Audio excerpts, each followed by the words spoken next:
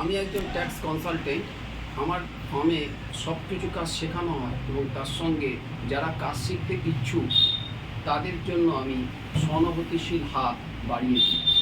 আমার এখানে GST, TDS, PF, ESI, শুধু তাই নয়, টেন্ডারিংয়ের সব কাজ শেখানো হয় এবং ইনকাম ট্যাক্সের ফাইল কীভাবে কাজ করা হয়, পিএফ, ইএসআই, হঠাৎ কোনো ব্যক্তির পিএফ, ইএসআই টাকা লাগলো, কীভাবে টাকা তুলতে হয়, এই পদ্ধতিগত গুণগত জিনিসগুলো মানুষকে যদি সচেতন করা হয়।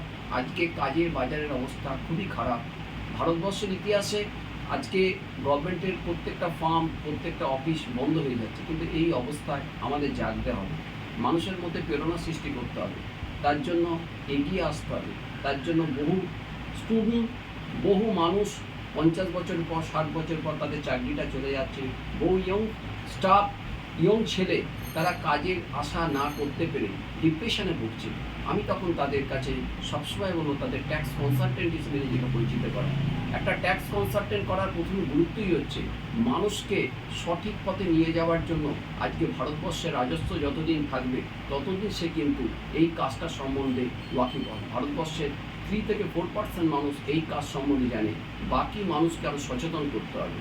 এবং একটি ইনকাম ট্যাক্সের চিঠি যদি আসে, জিএসটির ফাইল কী করে করতে হয়, টিডিএসের 24Q, 26Q কীভাবে কাজগুলো করতে হয়, এই টেকনিক্যাল কাজগুলো যখন একটা সিস্টেমিক অনুযায়ী একটা মানুষ সঠিকভাবে কাজটা সম্বন্ধে বুঝে নিতে পারে, পিএফের রেজিস্ট্রেশন কী করে করতে হয়, পিএফের টাকা কীভাবে তুলতে হয়, কীভাবে জিএসটি 3B, জিএসটি 1 করতে হয়, এই কাজগুলো যখন একটা মানুষ সঠিকভাবে পারে, সে তখন ইন্ডিভিজুয়ালভাবে নিজস্ব ব্যবসা করতে পারে, ট্যাক্স কনসালটেন্ট ফার্ম করতে পারে, মানুষের পরিষেবা করতে পারে, একটি বড় জায়গায় সার্ভিস করতে পারে, কোনো জায়গায় ফ্যাকাল্টি হিসেবে কাজ করতে পারে। এবং শুধু তাই না, কোনো ম্যানেজমেন্টের অফিসে বা কোনো জায়গায় সে অ্যাকাউন্টসের সব কাজগুলো নিজে দক্ষতা সহকারে করতে পারে। শুধু তাই নয়, মানুষের মধ্যে সবচেয়ে বড় জিনিস চাই আগ্রহ।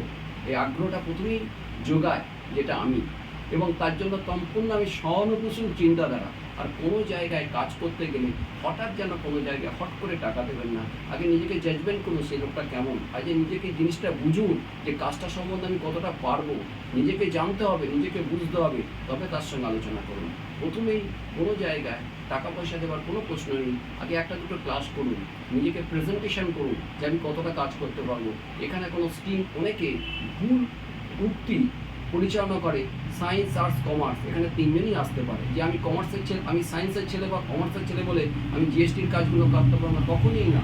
সব কাজগুলো জানতে গেলে এখানে টেকনিক্যাল কাজগুলো দরকার। এখানে সায়েন্স, আর্টস, কমার্স 3টি সমান। সুতরাং সেই অনুযায়ী কাজ করুন, নিজেকে এগোন, নিজেকে কখনো হেরে যাবেন না নিজের সঙ্গে। এবং তার সঙ্গে প্রথম প্রয়োজন হচ্ছে আগ্রহ এবং মানসিকতা, যে আমাকে দাঁড়াতে হবে, বড় হতে হবে, কীভাবে কাজ করতে হবে। এই কাজের সংখ্যাগুলো যখন আমি লিপিবদ্ধ করতে পারবে, তখন নিজেকে প্রেজেন্টেশন করতে হলে, বড় কোম্পানিতে চাকরি করতে গেলে প্রথমে এই দক্ষতাগুলো দরকার। যখন আপনি দক্ষতাগুলো নিজে থেকে প্রেজেন্টেশন করবেন, কাজটা আপনার কাছে একটা যে কোনো সময় আপনি কাজ পাবেন। ভুলে যাবেন না আপনার মধ্যে ক্ষমতা আছে। তার জন্যই কিন্তু আজকে আমি এখানে বসে আছি। নিজেকে প্রেজেন্টেশন করার এক প্রধান মাধ্যম এসএনসি কনসালটেন্সি।